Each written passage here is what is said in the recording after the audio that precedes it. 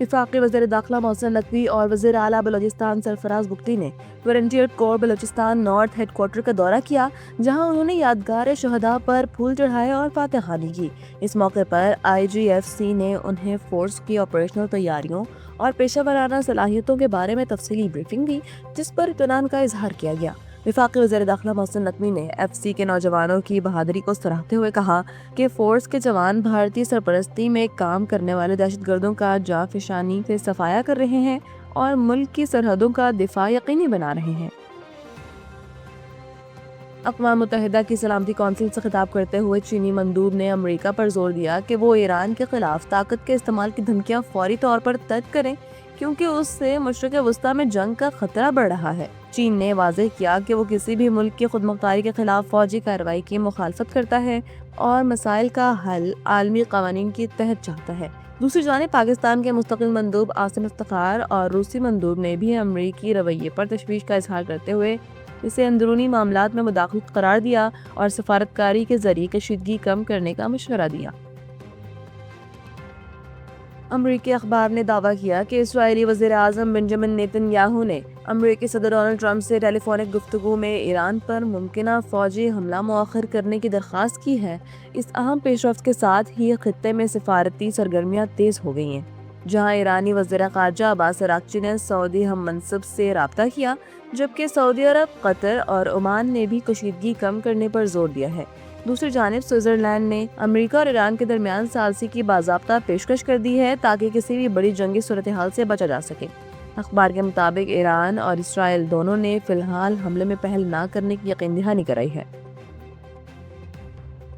پاکستان تحریک انصاف کے مرکزی secretary general Salman اکرم راجہ نے پشاور میں گفتگو کرتے ہوئے کہا کہ سہیل آفریدی پارٹی کا قیمتی اثاثہ ہے اور انہیں کسی صورت راستے سے نہیں ہٹایا جا سکے گا۔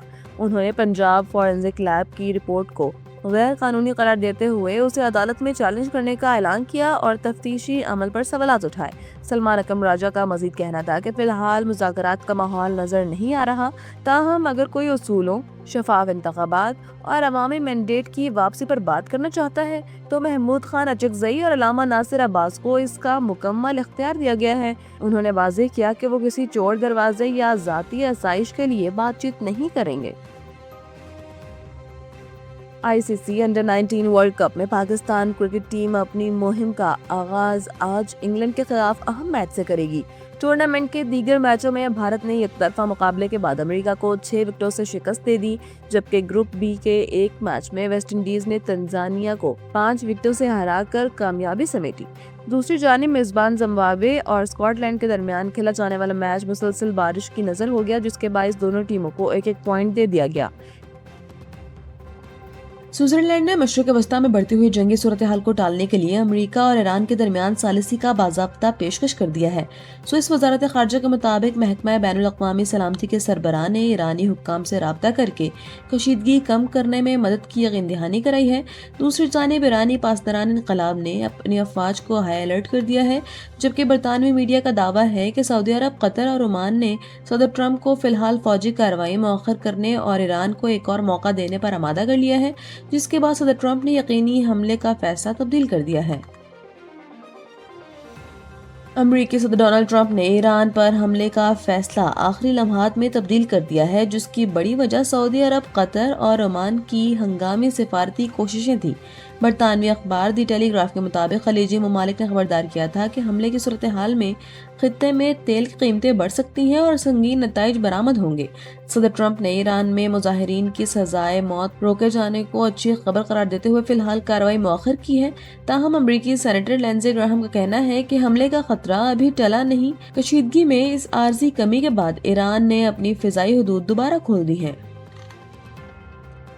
وفاقی حکومت نے پیٹرولیم مصنوعات پر پیٹرولیم لیوی میں اضافہ کر کے عوام کو ممکنہ ریلیف سے محروم کر دیا ہے۔ پیٹرولیم ڈویژن کے نوٹیفیکیشن کے مطابق عالمی مارکیٹ کے تناسب سے قیمتیں کم کرنے کے بجائے پیٹرولیم پر لیوی میں ₹4.65 اور ڈیزل پر 80 پیسے فی لیٹر اضافہ کر دیا گیا ہے۔ اس اضافے کے بعد پیٹرول پر لیوی ₹84.27 کی بلند ترین سطح پر پہنچ گئی، جس کے باعث 16 جنوری سے پیٹرول اور ڈیزل کی پرانی قیمتیں ہی برقرار رہیں گی۔ حکومت کے اس اقدام کا مقصد محصولات میں اضافہ کرنا ہے، جبکہ عوامی حلقوں میں قیمتیں کم نہ ہونے پر تشویش پائی جاتی ہے۔ امریکی ماہر خارجہ امور مائیکل کوگل مین نے انکشاف کیا ہے کہ صدر ٹرمپ کی جانب سے 75 ممالک کے امیگرنٹ ویزوں پر پابندی کا فیصلہ ایک متنازع سوشل میڈیا چارٹ پر مبنی ہے، جس کی ساکھ مشکوک ہے۔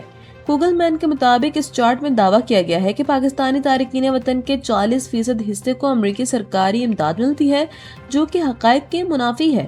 انہوں نے اعداد و شمار کا حوالہ دیتے ہوئے واضح کیا کہ پاکستانی کمیونٹی امریکہ میں انتہائی خوشحال ہے، جہاں ایک عام امریکی کی اوسط آمدنی $64,000 ہے، وہیں امریکی پاکستانی اوسطاً $76,000 سالانہ کماتے ہیں۔ ماہرین کا کہنا ہے کہ غیر مصدقہ اعداد و شمار کی بنیاد پر اتنی بڑی پابندی لگانا حیران کن ہے۔ امریکی صدر ڈونلڈ ٹرمپ کی جانب سے گرین لینڈ پر قبضے کی دھمکی کے بعد خطے میں کشیدگی سنگین ہو گئی ہے اور جرمنی، فرانس، ناروے سمیت متعدد نیٹو ممالک کے فوجی دستے گرین لینڈ پہنچنا شروع ہو گئے ہیں۔ امریکہ، ڈنمارک اور گرین لینڈ کے حکام کے مطابق ہونے والے مذاکرات کی ناکامی کے بعد یورپی ممالک نے اپنی خود مختاری ظاہر کرنے کے لیے وہاں یورپی یونین کا پرچم نصب کرنے اور فوجی مشقیں شروع کرنے کا فیصلہ کیا ہے۔ صدر ٹرمپ کا موقف ہے کہ چین اور روس کے اثر و رسوخ کو روکنے کے لیے امریکہ کو ہر حال میں گرین لینڈ کا کنٹرول چاہیے، جبکہ ڈنمارک نے سیاسی دباؤ بڑھانے کے لیے اپنی فوجی موجودگی میں اضافے کا اعلان کر دیا ہے۔